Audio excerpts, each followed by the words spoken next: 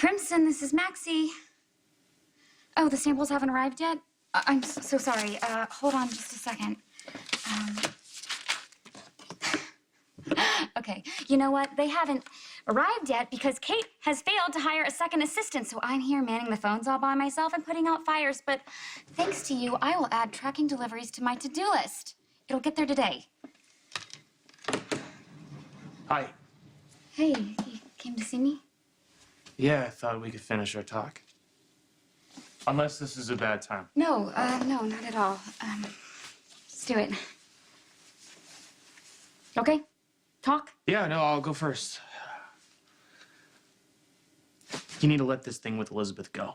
I will if you will. Oh, that collection was amazing. It makes me want to go back to my studio and start painting, like now. Thank you. For what? Well, for telling me about it. And for agreeing to go with me. I forgot how inspiring it can be to get lost in somebody else's work. And it was especially nice to go with someone who appreciates it the way I do. The way the artist conveyed the power of water in each piece, the intricate brushstrokes, it was really breathtaking. Why did you become a psychiatrist? Why not an artist? You obviously love to paint. Doesn't necessarily mean I'm any good at it. I don't know. Something tells me if I ever get a chance to see you work, I might be impressed. I do love to paint. Unfortunately, it's just too difficult to be successful as an artist. Well, I guess that depends on how you define success. I mean, for some people, it's all about money, and for others, it's about the love they have in life. Then you must be quite successful then. You have children. They are the love of my life. What about you? Do you consider yourself successful now? I think your definition and mine are not exactly the same. Okay, bye. Elizabeth is a friend. And she's a coworker, nothing more. That you take out to dinner and you happen to have picnics with on the hospital room? The picnic? That was supposed to be for you. Okay, whatever.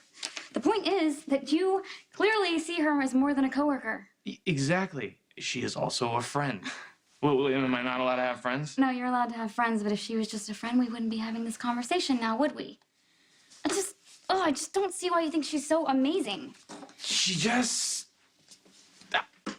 She gets it. She gets me. She understands my research without me having to explain it to her. I don't have to prove anything. You don't have to prove anything to me either. Look, I already know how incredible you are, and I don't want to lose you, okay? To Elizabeth? To anyone. Look, I know I don't always say or do the right things, and I can be selfish, probably. Most of the time, I mean, everything's always about me, right? It's not my fault, though. You are saying that the way you act is not No, your it's the fault? way that I was brought up, okay? By my mom. I mean, no, she always cared more about her own life than taking care of the people who loved her. I don't want to be like that. I don't want to be like her. I'm really sorry that I blew up about the whole Elizabeth thing, and look, if you tell me that you guys are just friends, then I promise that I will believe you. And I'd actually like to make it up to you, too.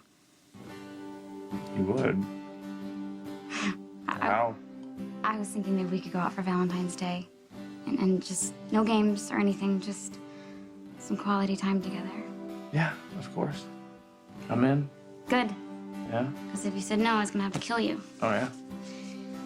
Yeah. Yeah, actually, I have another idea. Maybe we could start making it up to each other right now, if you're interested.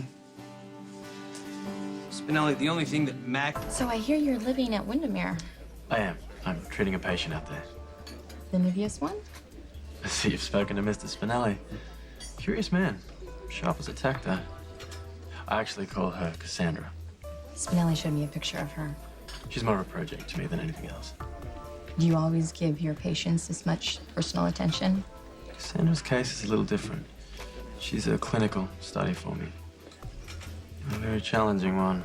She's still a mystery. How so? I've been working with her for months, but I still haven't quite figured out how to help her. Well, you're definitely in the right place. Windermere is full of mystery. Like who saved my life on the beach and then didn't stick around long enough for me to say thanks. Hey, what are you two doing here tonight? Hi. Hi. Oh, we just came from an art exhibit, which was amazing, wasn't it? Did you just run into each other there, or? Actually, Elizabeth invited me. Fun! Well, you know that Ewen loves to paint, and he actually is the one who told me about it in the first place, so... That's great. How romantic. Well, our table's waiting, and I know how excited you were about celebrating a meal for us. So, we'll just let Elizabeth and Ewan get back to their date. Yeah. Have a great night. Thanks. Yeah. That was interesting. That's one word to describe Maxie. I wasn't talking about her. I was talking about you. Why you felt compelled to explain yourself to me. Don't forget the printers will be here in the morning. Like I could forget. I will make sure she gets back on time. Don't worry. Thank you. We still need a new assistant. You need to help me with next month's layout, and we need to plan all my trips for Fashion Week. You know, you'd think that she would have a little more empathy considering the fact that she takes all the time that she needs to work on her relationships. I mean, she could at least give me 15 more minutes for... Matt, Huh. what are you looking at? Nothing. Oh, come on. Admit it. You hide from Epiphany, too. Oh, there's no secrets there. She intimidates the hell out of me. God, I wish I could paint like that artist we saw tonight. You know, the way he captured the light and the textures on canvas. So much for letting go. What? What? You keep looking over there. I'm sorry. Okay, look, there is something about that guy that I cannot stand. Yeah, maybe it's the fact that he's with Elizabeth. Oh, come on, let's not start that again, please. Fine. I'll ignore them if you ignore them. My